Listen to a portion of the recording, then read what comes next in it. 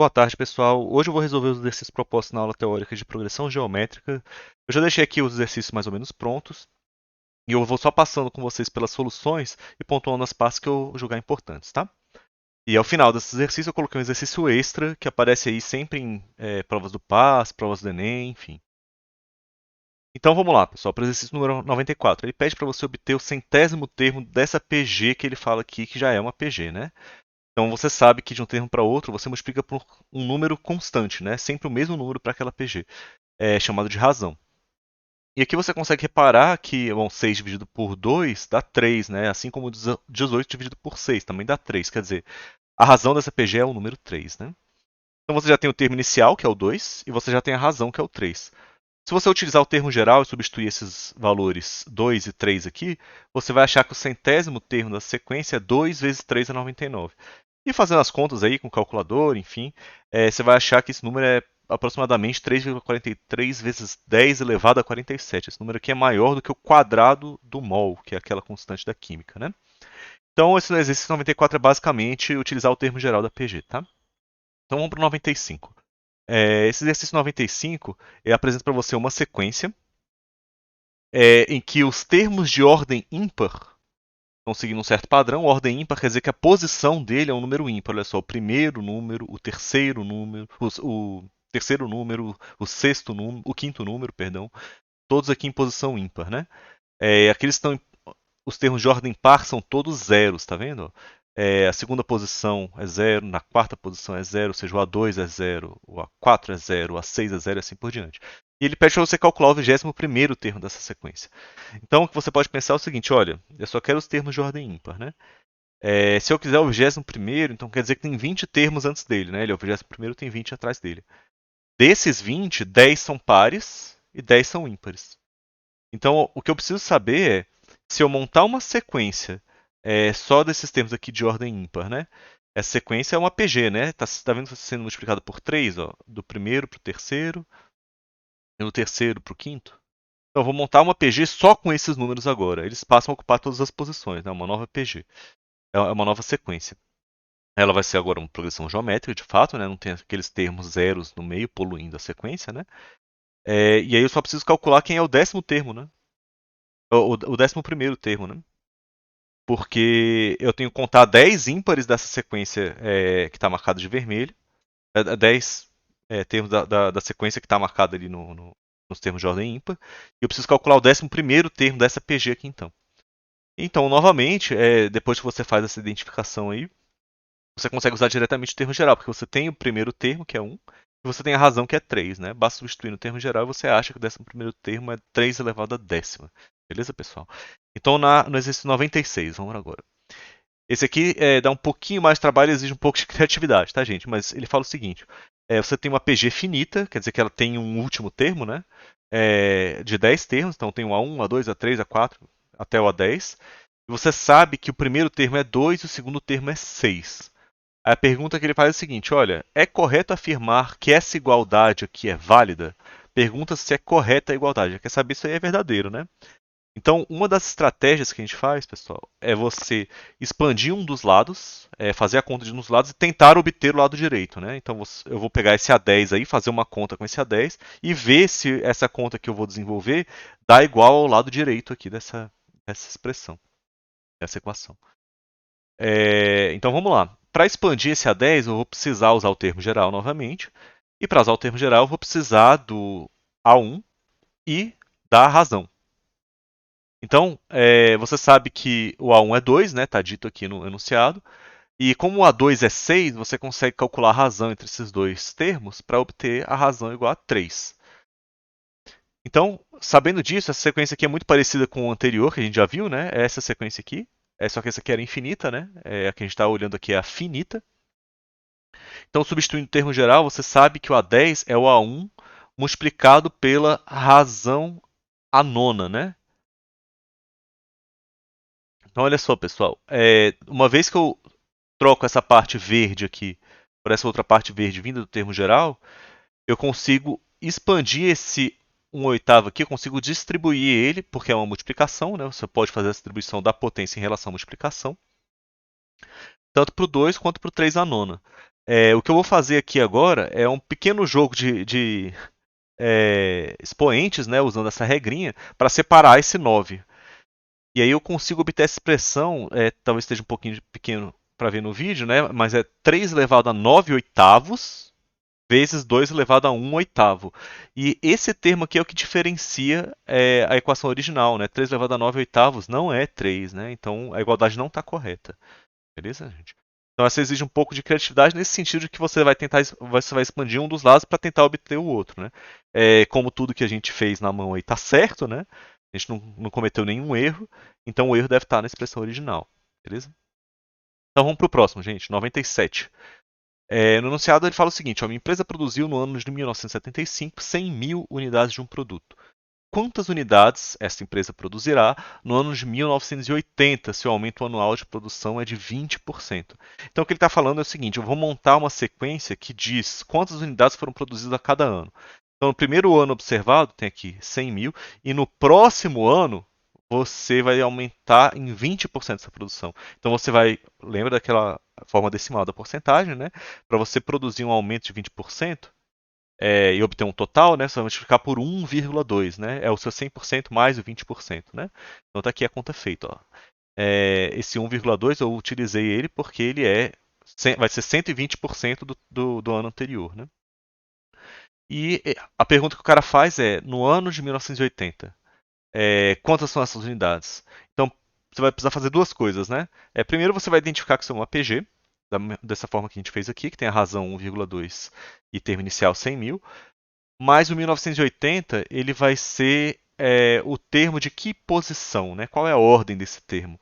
Você sabe que o 1975 representa o primeiro termo, né? Então, qual é a posição do termo 1980? Ou seja, passaram-se 5 anos, não é isso? Então, você vai usar 5 razões. Se você usou 5 razões, está chegando no sexto termo, né? Partindo do primeiro. Então, agora sabendo que o primeiro termo é 1975, que a razão é 1,2, eu preciso descobrir quem é o sexto termo. Termo geral de novo, tá, pessoal? Então, substitua 1 por 100 mil, razão por 1,2 e faz a conta, que eu utilizei calculadora, tá? 1,2 aqui entra na mão, não é uma conta que vocês gostariam de fazer, mas tá aí feito. Vamos para o próximo então, 98. Ele pede para você fazer o seguinte, pessoal: obter a PG cujos elementos verificam as relações. Quando a pessoa fala para você obter a PG, obter a PA, ele está querendo que você ache o A1 e a razão, porque a partir dele você acha qualquer outro termo da sequência. E a única coisa que ele te fala é que essas relações aqui, ó, são verdadeiras. Então, a partir dessas duas equações, você vai ter que obter quem é o A1 e quem é a razão. O que eu faço aqui é utilizar o termo geral em todos esses termos A2, A4, A6, A3, A5 e A7 que eu encontrar aqui. Então eu vou trocar o A2 por A1 vezes a razão, o A4 por A1 vezes a razão ao cubo, o A6 por A1 vezes a razão à quinta, e assim por diante na linha de baixo, tá? A1 que é o quadrado, A1 que é a quarta, A1 que é a sexta. Beleza. Agora o que você repara é que o A1 e o Q são fatores comuns em um monte desses termos que eu vou destacar aqui, ó. Por exemplo, se você olhar esse termo aqui, deixa eu aumentar um pouquinho o marca-texto. Olha esse termo e olha esse termo. Tá vendo que ambos têm um A1 e ambos têm Q? Esse cara aqui também, ó. Todos eles têm A1 e Q envolvidos aí, né? Então o que eu vou fazer vai ser extrair da primeira equação o A1 vezes o Q de cada um desses termos. Então, se eu pego esse camarada aqui e tiro o A1 vezes o Q, quem é que sobra? Só o número 1, né? Porque quando eu aplicar a distributiva de volta, ele tem que voltar para a expressão original, né? Se eu aplicar essa distributiva aqui, ó.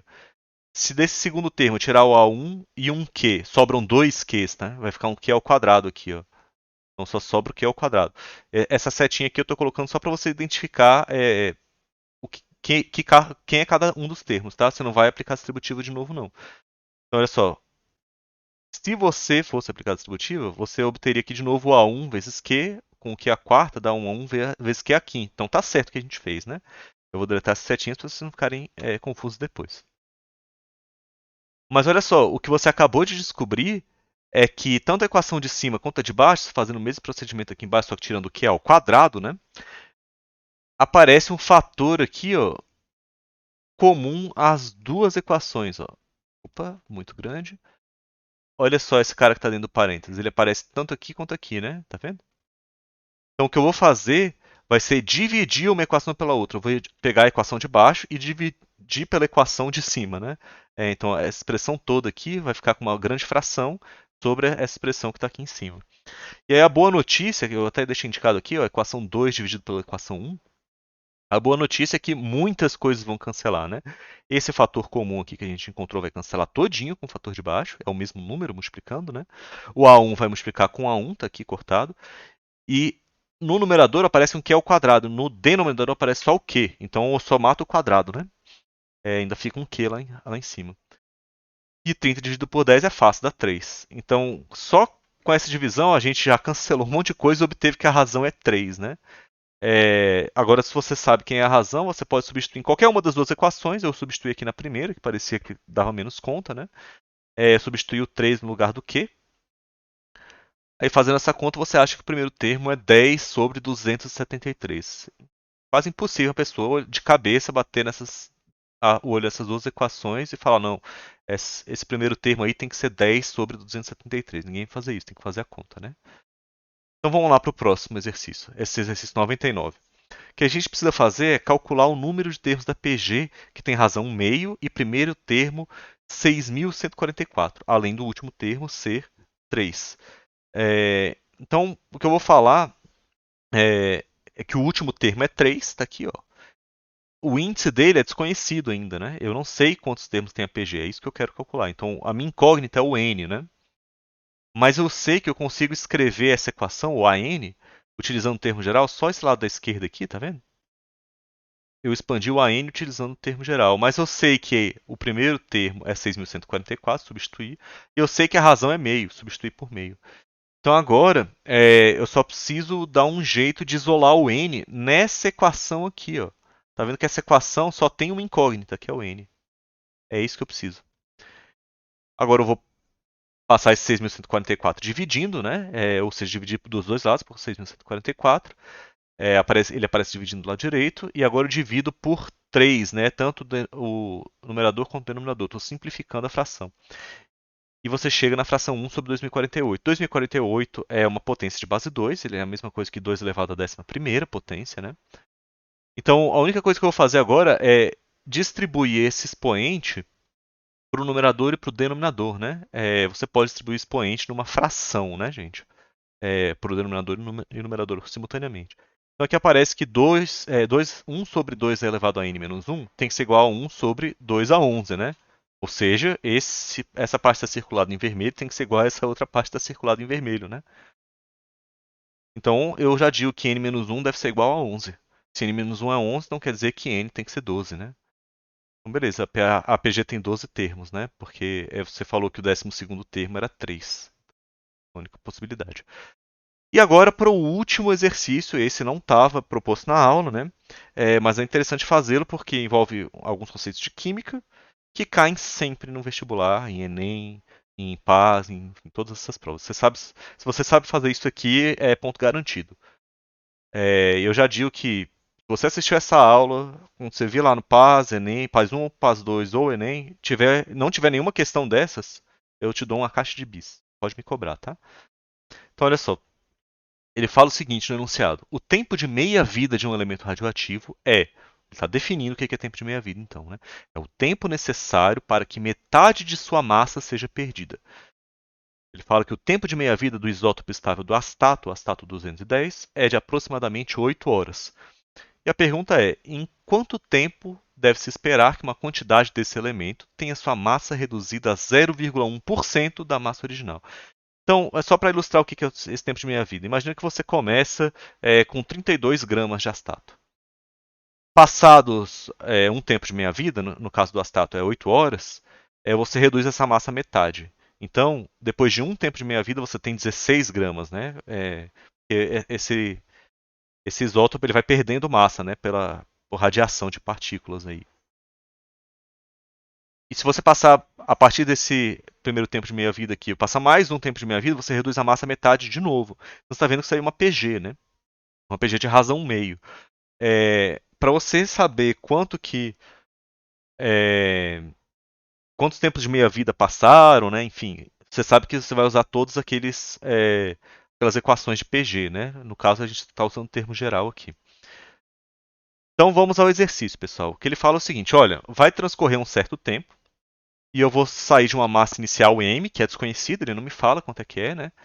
E você vai chegar a uma massa de 0,1% de m, ou seja, é 0,001 m, né? Se você dividir 0,1 por 100, né? Que é 0,1%. Então, tá aqui a PG do jeito que eu ilustrei no exemplo. Então você tem, se não passou nenhum tempo de meia-vida, você tem uma massa inicial m. Se passou um tempo de meia-vida, ou seja, 8 horas, né, você tem a massa meio m. Se passou mais um tempo de meia-vida, ou seja, no total 2 tempos de meia-vida, você vai ter uma massa de 0,5 ao quadrado m, né, porque eu estou multiplicando por meio. Então olha só, pessoal, as informações que a gente tem. O AN é 0,001 m, porque eu quero que a massa seja 0,1% da massa original, ou seja, é essa conta aqui. A massa original é m e a razão é meio.